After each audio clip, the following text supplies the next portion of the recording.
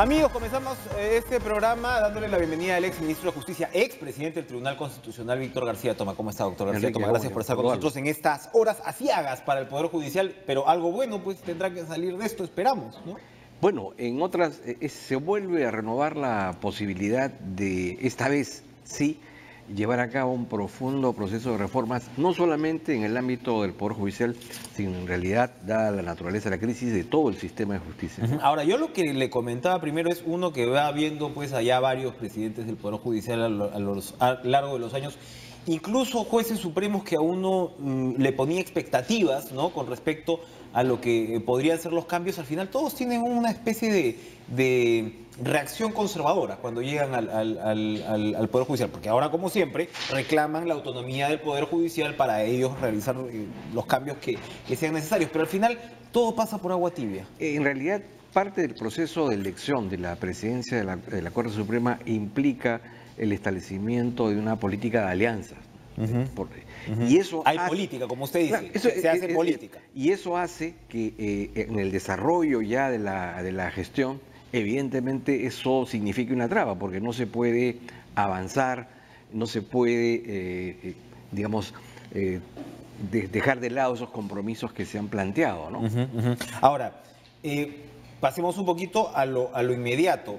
Hay un fiscal supremo, ¿no?, García Montesa, que está amenazando a los periodistas con procesarlos si es que no entregan el material que se ha publicitado, que se ha propalado, pero sobre todo si no revelan su fuente.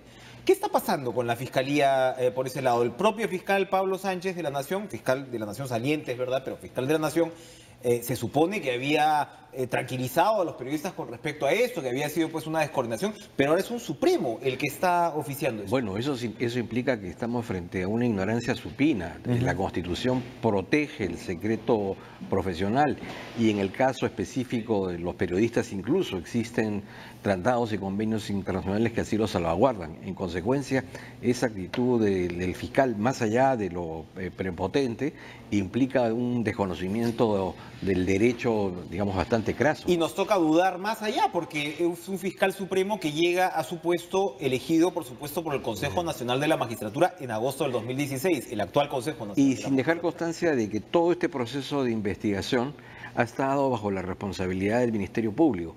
Si es que esos audios se filtraron, esa es una responsabilidad. Finalmente es una responsabilidad del Ministerio Público. Sí. Y el Ministerio Público tiene todos los audios. O sea, es decir, va a pedir las copias de los originales. De lo que ya tiene, es como cuando te piden la copia del DNI, ¿no? Ahí evidentemente a lo que se quiere es ajustar a los periodistas. Claro, está pidiendo una figurita duplicada, ¿no? No, la verdad que llama mucho la atención esto. ¿Quién reforma? ¿Quién reforma el Poder Judicial? ¿Quién reforma el sistema? ¿Quién reforma el sistema de justicia? Esto es me parece que es sinérgico. Tienen que intervenir los dos poderes políticos, tanto el Ejecutivo y el Legislativo. Tiene que haber un compromiso de parte de los integrantes del Poder Judicial, del Consejo de la Magistratura, del Ministerio Público. Tienen que intervenir los colegios de abogados, la academia también tiene que dar su aporte a través de las ideas, y creo que esta es la ocasión también de comprometer a la ciudadanía, que es quienes son los usuarios de los servicios, organizándolos así como se organizan hoy los consumidores y usuarios en defensa de sus derechos vinculados con la salud, el costo de los servicios. Yo creo que ese es el momento en que la primera línea de defensa, digamos, de la recta impartición de justicia provenga del primer afectado, que es el propio ciudadano, ¿no? ¿Cuáles son los principales ejes que deberían incluir esa reforma? El primer tema es que hay que llevar a cabo probablemente una reforma de la Constitución en algunos aspectos. ¿Dónde? Por ejemplo, en el caso del Consejo Nacional de la Magistratura... Esa conformación de ese pleno, de ese consejo, tiene que cambiar. La estructura, por un lado, y la forma de nombramiento, que eso, digamos, es parte digamos, del problema que tiene el Consejo Nacional de la Magistratura. Luego se requiere una ley general del sistema de justicia que permita establecer criterios de coordinación, de cooperación. Se tienen que establecer mecanismos de supervigilancia y de control externo. Los internos obviamente son un saludo a la bandera o en todo caso son insuficientes. Se tiene que establecer, digamos, un desarrollo más pequeño, un proceso de descarga, exigirle al Congreso que acabe con esta política del populismo jurídico que le hace mucho daño al sistema, probablemente modificar algunos códigos, pero fundamentalmente lo que se requiere es que este sea un proceso de corto, mediano y largo plazo que abarque a varios, digamos, periodos presidenciales y que esté bajo un liderazgo. El Congreso se ha puesto de costado en lo que tiene que ver, al menos en los últimos años, con reforma del Poder Judicial, y esto viene de atrás, pero en realidad, ¿no? En este último tramo es evidente que se ha puesto de costado, y hemos escuchado al propio presidente del Poder Judicial, Duberly Rodríguez, repetidas veces decir que la corrupción no era el problema central del Poder Judicial. Y uno dice, bueno, oiga, por ahí pues la cosa no va. Cuando usted habla de supervisión externa, ¿no? ¿De qué modelo estamos hablando? Estamos hablando de un modelo en el que pueda intervenir la Contraloría General, la SUNAT, la Superintendencia de Banca y Seguros, la Policía Judicial, ¿no es cierto? Es decir, que no sea el juez vigilando a otro juez, sino que sea alguien ajeno al sistema, pero que lo conozca, que dé las garantías de imparcialidad. ¿Internacionalmente hay parámetros con respecto a esto? Habría que investigar, pero en lo concreto es que el modelo que hoy tenemos es un modelo que ha fracasado y que requiere su sustitución. El Consejo Nacional de la Magistratura, el problema que venimos advirtiendo muchos, no solamente periodistas, especialistas, además hace ya un buen tiempo, era que lo que parecían buenas intenciones no ha funcionado. Esto de tener representantes pues, de los distintos colegios, entre comillas, sobre todo con la situación que vive actualmente la universidad privada en muchos casos, en otros casos la vulnerabilidad, ¿no?, que se da para poder ser capturado por actores económicos y políticos. Entonces hace que la conformación del Consejo sea de mediocre para abajo, ¿no? Y como le digo, pues proclives a la corrupción. ¿Cómo deberíamos nombrar a los consejeros? Más allá de la estructura, que ya presenta deficiencias en lo que se refiere al nombramiento, lo que sucede es lo siguiente. En el caso de los colegios de abogados, la elección de su representante no es una elección que se haga con seriedad. No se presentan los mejores candidatos, gran parte de los abogados no votan. En consecuencia, es un proceso que se caracteriza por la distancia de los abogados en relación a su representante. Y en el caso de las universidades, estas han sido capturadas, por un lado, por las universidades chichas, que tienen intereses que defender judicialmente. Recordemos que incluso hay universidades que funcionan en base a medidas cautelares, a pesar de que en su momento las asambleas de rectores... Universidades que funcionan en garajes, encima de casinos y demás, esas son las que mandan... Y en el ámbito de las universidades públicas es la componente política, ¿no? Entonces ahí se pierde. Y luego en el caso de los colegios profesionales, aparte que no se escogen los mejores, con el perdón de la expresión, es que sabe el burro de los alfajores, es decir, se les pide una labor y una tarea para la cual no están preparados. Tenemos una señora representante de las enfermeras en este caso, ¿no? Dice, bueno, digamos, muy respetables las enfermeras, pero ¿qué hacen ahí, ¿no? Claro, digamos, ¿cómo pueden ellas calificar, digamos, si estamos frente a un candidato apto, idóneo, si en el proceso de ratificación esta persona merece que se le renueve la confianza o no? Pero de ahí lo que pasa también es que el Congreso dice, ya, yo elijo uno, el Ejecutivo elige otro, ¿no? Fiscalía que tiene más, ¿no? Poder Judicial eligen a otros y todos nos ponemos de acuerdo para elegir al resto. ¿Qué se debería hacer para tener mejores consejeros? ¿Concurso público? No, ¿Por dónde debería ir la figura? Lo fundamental es establecer requisitos vallas para que los candidatos sean personas, digamos, que presenten sólidas credenciales profesionales y una acreditada solvencia cívica, ¿no? Es decir, exigir que el candidato, en primer lugar, no sea alguien a conocer, sino alguien ya conocido, alguien con una experiencia, alguien sobre el cual su trayectoria pueda darnos una idea de lo que va a hacer en el caso de que ejerza la función. Ahora, ¿por qué tenemos que seguir con el doctor Inostroza Pariachi en el Poder Judicial ahora mismo? La primera ¿Por pregunta qué- es por ¿por qué qué? no lo hemos suspendido o por qué no se le ha suspendido? ¿Cuáles son las armas que tiene en este caso el Pleno de la Suprema? Bueno, No las está usando.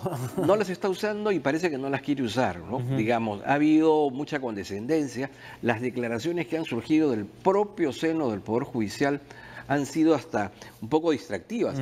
Más han estado dirigidas hacia el Consejo Nacional de la Magistratura, pero no han querido ver el profundo problema que hay en torno al caso de Inostroza y al caso de Ríos, ¿no?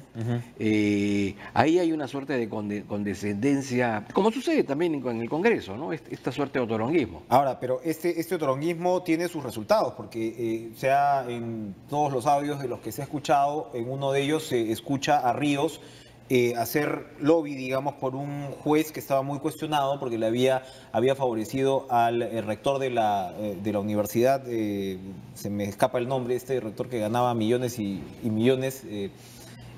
Garcilaso. La Garcilaso de la Vega, gracias. Y bueno, me acaban de alcanzar el documento de un comunicado, dice: el Pleno del Consejo Nacional de la Magistratura en sesión del 5 de junio del 2018 procedió el acto de votación del magistrado ¿no? en el proceso de evaluación integral y ratificación, y bueno, lo ratificó. Magistrado ratificado Chan, Racuay, Ricardo. Esto ha sido ahorita nomás, el 8 de junio. Es decir, acá se comprueba que los lobbies que estos señores hacían surtían efecto. Hay una expresión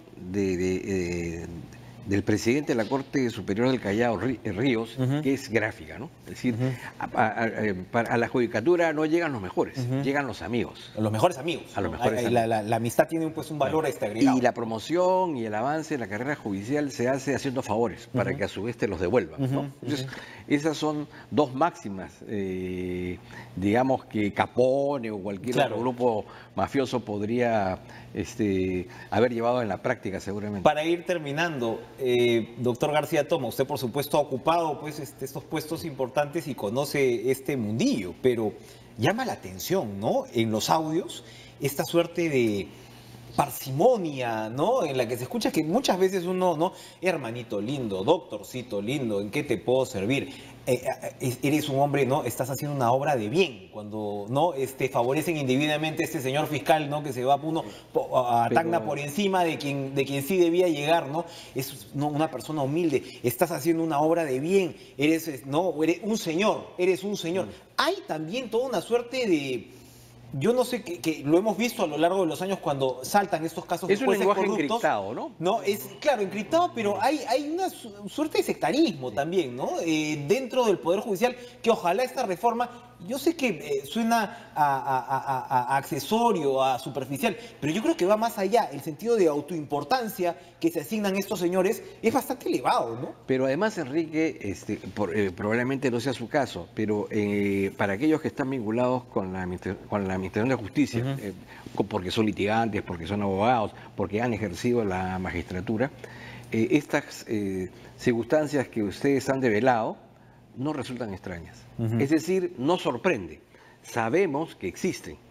Y sabemos que los encargados digamos, de dirigir y conducir estas acciones también lo saben. Pero obviamente nadie hace nada, porque finalmente creo que de lo que se trata es de mantener el statu quo, ¿no? Así es. Y eso es lo que hemos visto en los últimos intentos de reforma, porque uno se acuerda, hacia atrás hay muchísimo, pero uno se acuerda todo el esfuerzo que significó el Seriajus, por ejemplo. Así es. ¿No? No ya estaba el diagnóstico. Y a mí me llama la atención que el Ejecutivo diga, bueno, vamos a hacer una nueva comisión. Oye, pero acabas de tener la Comisión de Integridad Presidencial. Más o menos el diagnóstico está claro. ¿O es necesario volver a hacer un repaso? Así como en el caso del Congreso, la inmunidad y la inviolabilidad son pervertidas, porque son prerrogativas para que se ejerzan la función en defensa de los intereses del pueblo y finalmente sirven para defender a quienes ejercen esa función con perversidad. Lo mismo sucede con la palabra autonomía. Así es, ¿no es cierto? Así es. La Constitución consagra la autonomía para que el juez pueda tomar una decisión en función a su recto criterio y a lo que señala la Constitución y la ley, sin que ningún superior o a ningún agente ajeno a la institución pueda interferir en ella. Pero la autonomía no puede servir, ¿no es cierto?, como pretexto, como caja de resonancia para permitir que estas cosas continúen. Ojalá el Poder Judicial tenga también un ejercicio de humildad, ¿no?, en estas circunstancias, y permita de alguna manera, o abra sus puertas, ¿no?, para permitir que otras ópticas, otras perspectivas puedan hacer pisar tierra. Me estoy acordando mando a un reportero a hablar con el señor Noguera antes de que, ¿no?, precisamente en todo el tema de la OMPE, ¿no? No le habrá vendido atrás.